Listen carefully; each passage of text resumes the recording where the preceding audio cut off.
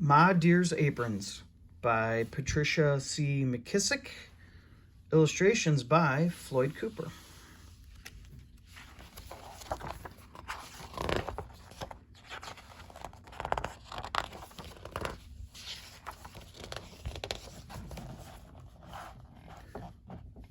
David Earl always knows what day of the week it is.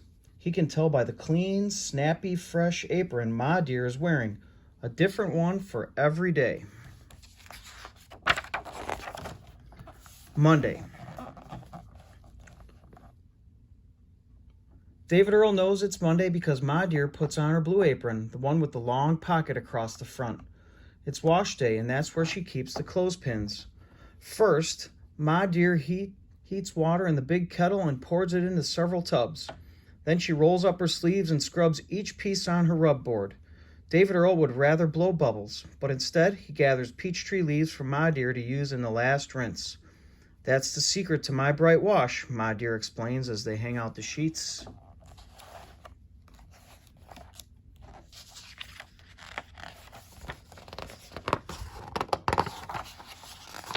At day's end, when the last sweet-smelling piece has been taken off the line and folded, Ma Deer rests in a rocking chair. Her hands are red and chafed. She's so tired, yet she holds out her arms. "Come," she says. David Earl crawls into his mother's lap.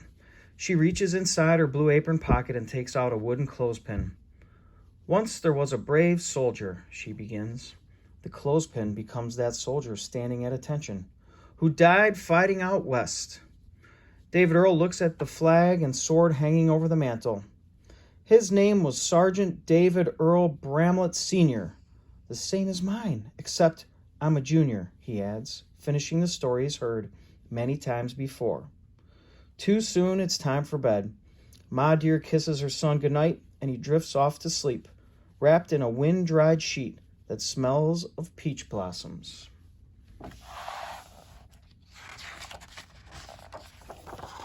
Tuesday. "Why do you always wear your yellow apron on ironing day?" David Earl wants to know. "Yellow is the color of the sun," Ma Deer answers, "and sunshine makes me feel good, even when I have to iron all day." It's Tuesday, and 6 baskets of clothes sit by the fireplace.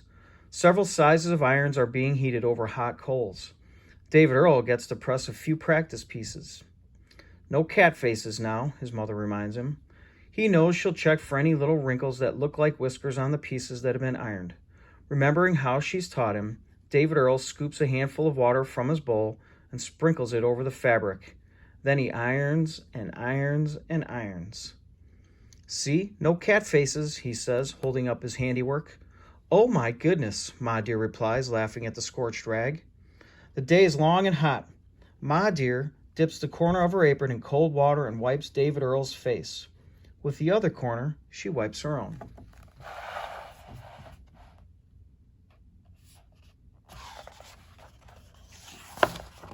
At last, ironing day is over. All the baskets are filled and ready for delivery. David Earl lies fast asleep on a pallet near the door. A night breeze cools the room. Ma Deer covers the boy with her apron and blows out the candle. Wednesday. After breakfast on Wednesday, Ma Deer ties on her green apron with the hidden pocket. The treasure pocket, David Earl calls it. The boy helps his mother hitch their wagon to Gracious. They load the baskets, then set off across the railroad tracks to the other side of Avery, where all the rich people live. Ma Deer lets David hold the reins, but Gracious knows the way. His mother rides looking straight ahead and has told David Earl to do the same. But as they pass, he can't help sneaking a peek at the big chandelier inside the Grandview Opera House.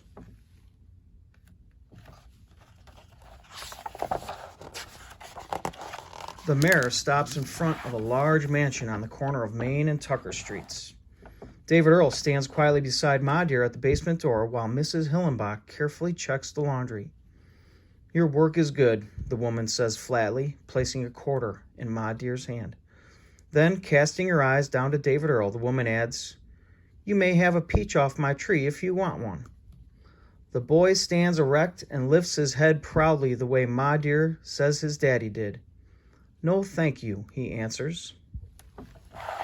On the way home, Ma Dear makes her usual stop at Hanson's general store, where she buys a few staples and one treat. That evening, after David Earl has finished helping with the dinner dishes, she reaches inside her apron. Look what I found, she says, pulling a penny peppermint stick from the treasure pocket. Right here, this is something to be aware of. It says where she buys a few staples and one treat. This doesn't mean staples like stapling paper. Think about it. What would they buy at a general store? I'll give you a synonym. Necessities. Necessities. Okay? Thursday. When the southbound passenger train rumbles through Avery on its way to Huntsville, David Earl knows it's Thursday. And when the sun tops the big spruce like a silver ball, he knows it's noon. Come noon Thursday, Ma Dear puts on a cheerful pink apron and they go to visit the sick and shut-in. But first, Ma Dear and David Earl feed the hens and chicks and gather eggs. Then they pick a dozen ripe red tomatoes, some okra, and a couple of cucumbers from their garden. We're going to take these to Madame Pearlie, Ma Dear says. David Earl is happy because Madame Pearlie is so interesting. She was once a famous singer who performed concerts on 3 continents. And all she has left now are her piano, her photo albums, and a lot of memories.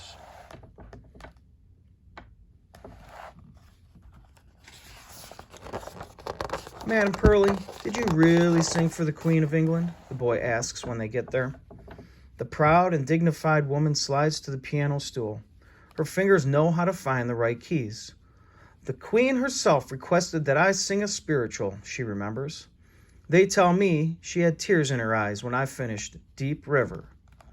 David Earl imagines he is in a huge concert hall filled with 3 chandeliers as big as, no, bigger than, the one in the Grandview Opera House.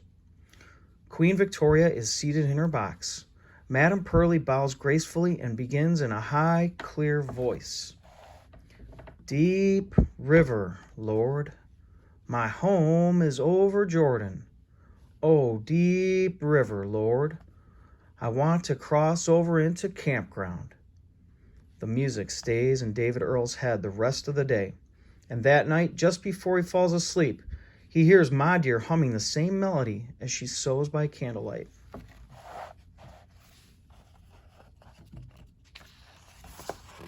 Friday.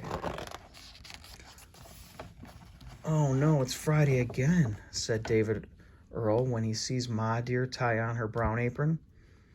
Brown, so it won't show dirt, she explains. On Fridays, Ma Dear cleans house for the Alexander family over in Mission, about 5 miles from Avery. David Earl has to go along.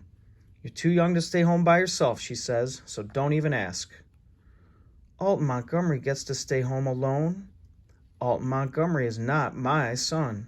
But finish your breakfast so we can go. But no more buts, Ma Dear says in her no-nonsense voice. And stop whining. David Earl eats his oatmeal in silence. Look at his face there. I've seen that look on my own face. Oh, Mom. Why? Not that, Mom. Once they get to the Alexanders, Ma Dear is not so angry anymore. The house is big, but not nearly as grand as the Hillenbach mansion. Ma Dear says the Alexanders are expecting to be rich people, but they're not rich yet. Mrs. Alexander leaves a long list of things for Ma Dear to do. While she works, Ma Dear teaches David Earl a new song.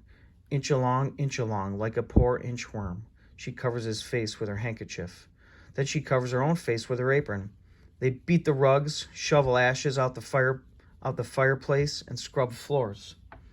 When they stop for lunch, Ma Dear takes a piece of string from her apron pocket. She makes a Jacob's ladder, a crow's foot, and a cup and saucer. David Earl tries to make the string designs, but they don't come out right. Back at work, Ma Dear goes upstairs. She changes the beds, dusts, and sweeps every room.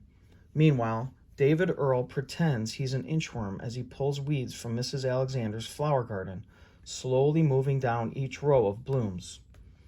At sunset on the way home, David Earl keeps trying to make the string designs. With a little help, he makes Jacob's ladder. "I did it," he says, and he does it again and again. Saturday.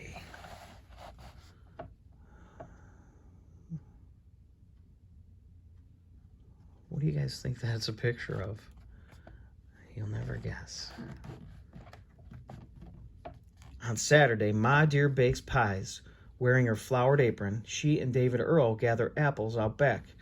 Ma Dear can peel a whole apple without breaking the skin. "Throw it over your shoulder," she says, and it will form the first letter of the name of someone who loves you. David Earl does, and like magic, the peeling forms the letter J. Ma Dear winks her eye. "See? I told you." Ma Dear's name is Janelle.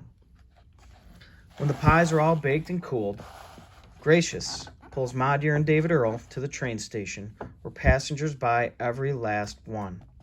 At home, Ma Dear puts a coin in a small container on the top shelf of the cabinet. "For your schooling, come next year," she says.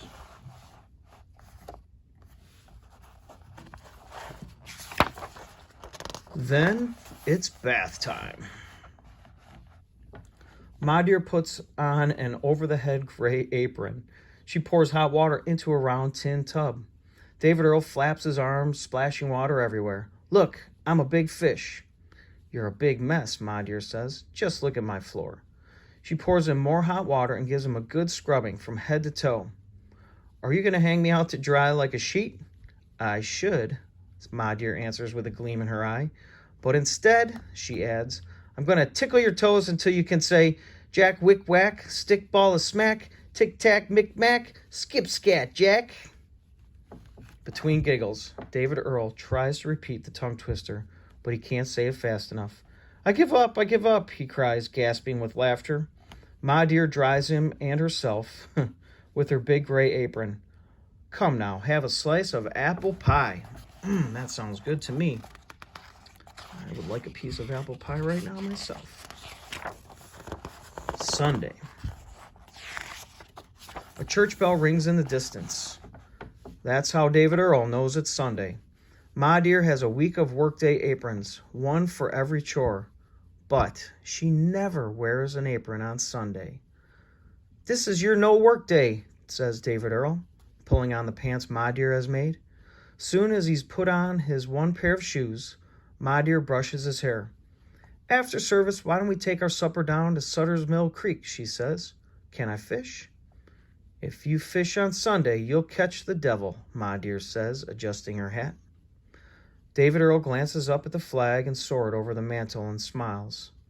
"Did Pa fish on Sunday?" he asks as they hurry out the door.